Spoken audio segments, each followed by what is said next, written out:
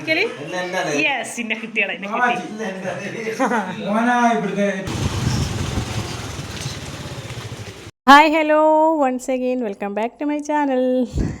അപ്പോൾ ഇന്നത്തും ഞങ്ങളുടെ നാട്ടിലെ കുറച്ച് വിശേഷങ്ങളാണ്. ഇന്നൊരു സ്പെഷ്യൽ ഡേ കൂടിയാണ് ഞങ്ങൾക്ക്.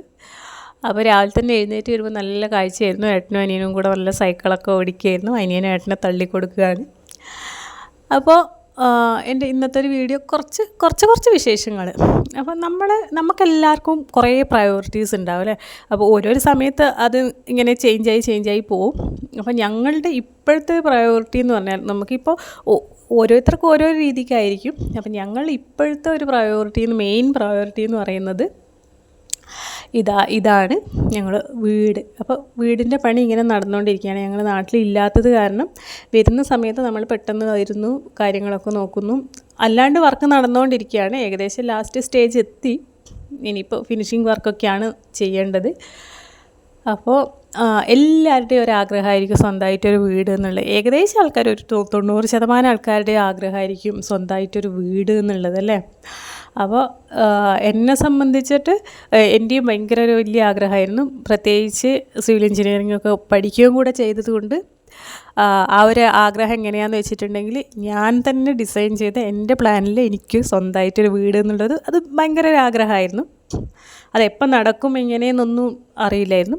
എന്നാലും അത് ആഗ്രഹം ഉണ്ടായിരുന്നു, നല്ല രീതിയിൽ ആഗ്രഹം ഉണ്ടായിരുന്നു. നമ്മൾ നല്ല രീതിയിൽ ആഗ്രഹിച്ചു കഴിഞ്ഞാൽ നമുക്കത് സാധിക്കുന്നതാണല്ലോ.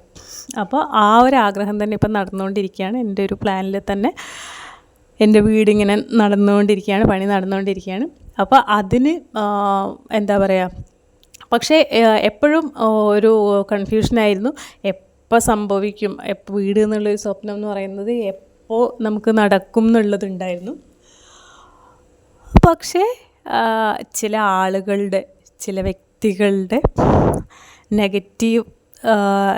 നെഗറ്റീവായിട്ടുള്ള അല്ലെങ്കിൽ ഒരു ദുഷിച്ച കുറച്ച് പ്രവൃത്തികൾ കാരണം അതെനിക്ക് പോസിറ്റീവായിട്ട് എൻ്റെ വീട് പണി പെട്ടെന്ന് നടന്നു. അല്ലെങ്കിൽ ഞങ്ങൾ ഇപ്പോഴൊന്നും വീട് വെക്കാനുള്ള അതിനെപ്പറ്റി ചിന്തിച്ചിട്ടേ ഇല്ല. വീട് വേണം, എന്തായാലും വേണം, വേഗം വേണം എന്നൊക്കെ ഉണ്ട്. എന്നാലും നമുക്ക് അങ്ങനെ എന്താ പറയുക, നിൽക്കാനായിട്ടുള്ളൊരു ബുദ്ധിമുട്ടൊന്നും ഉണ്ടായിരുന്നില്ല. എവിടെ വേണമെങ്കിലും നിൽക്കാൻ. ഞാൻ കൂടുതലും ഇവരെ കൂടെ ഇങ്ങനെ ഓരോ സ്ഥലങ്ങളിൽ താമസിക്കുന്നു. അപ്പോൾ നമുക്ക് അതിൻ്റേതായിട്ടുള്ള ബുദ്ധിമുട്ടുകൾ, വീടില്ലാത്തതിൻ്റെ അല്ലെ താമസിക്കാൻ നമുക്ക് സ്ഥലമില്ലാത്തതിൻ്റെ ബുദ്ധിമുട്ടൊന്നും ഇല്ലാത്തത് കാരണം നമുക്ക് വീട് വെക്കാം എന്നുള്ള ചിന്തകളൊക്കെ ആയിരുന്നു.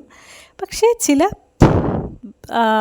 ആളുകളുടെ ദുഷ്പ്രവർത്തികൾ കാരണം, അങ്ങനെ തന്നെ വേണമെങ്കിൽ പറയാം, വ്യക്തികളെയൊന്നും ഞാൻ പറയുന്നില്ല. അപ്പോൾ അങ്ങനെയുള്ള ആളുകളുടെ പ്രവർത്തികൾ കാരണം പെട്ടെന്ന് നമ്മൾക്ക് ഒരു വീട് വേണം. ഇപ്പം ഇന്ന് നമ്മൾ തീരുമാനിക്കുന്നു, നാളെ നമ്മൾ അതിൻ്റെ കാര്യങ്ങൾ ചെയ്യുന്നു. അങ്ങനെയായിരുന്നു എൻ്റെ വീടിൻ്റെ ഒരു തുടക്കം. ഓരോ ആൾക്കാർക്കും വീട് വെക്കാനുള്ള ഓരോ കാരണങ്ങളുണ്ടാവും. എന്തായാലും നമ്മളെങ്ങനെയായാലും നമുക്ക് സ്വന്തമായിട്ടൊരു വീട് വേണം എന്നുള്ളൊരാഗ്രഹം ഉണ്ടാവും. അപ്പോൾ അങ്ങനെ സംഭവിച്ചാണ് എനിക്ക് വീട്. അതിങ്ങനെ നല്ല രീതിയിൽ പോകുന്നുണ്ട്.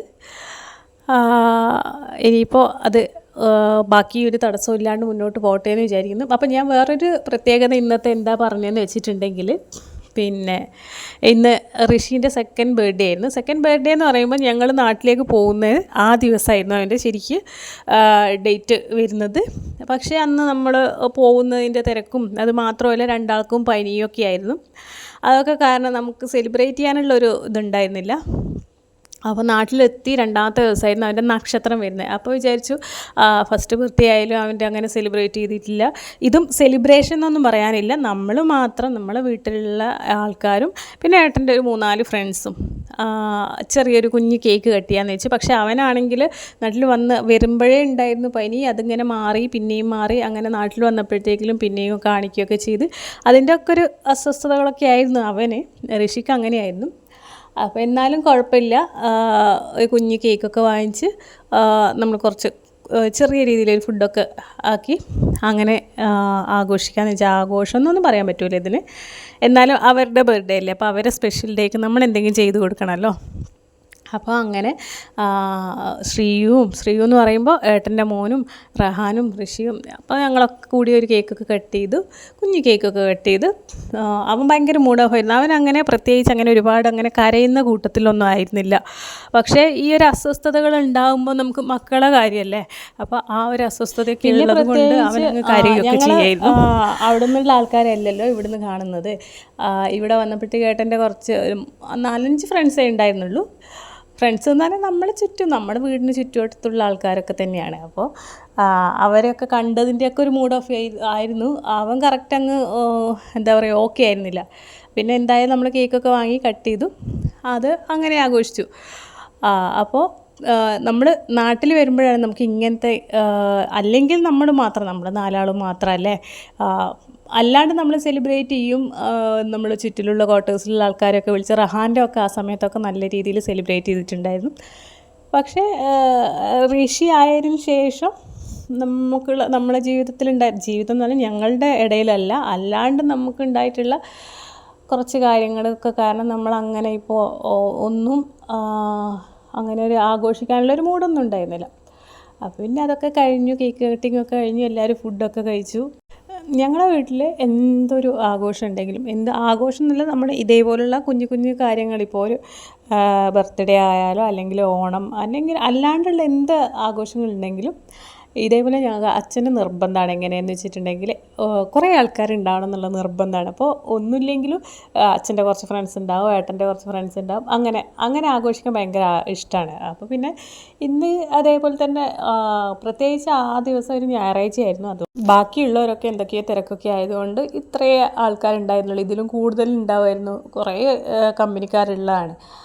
അപ്പോൾ നല്ല കപ്പയും ചിക്കനും പൊറോട്ടയും അങ്ങനെയൊക്കെ ആക്കി, കപ്പയും ചിക്കനൊക്കെ നമ്മൾ വീട്ടിൽ നിന്നാക്കി, പൊറോട്ട വാങ്ങിച്ച് അങ്ങനെ ഫുഡൊക്കെ കഴിച്ചു. അപ്പോൾ ഇന്നത്തെ ദിവസവും ഇന്നത്തെ വീഡിയോസൊക്കെ ഇവിടെ കഴിയാണ്.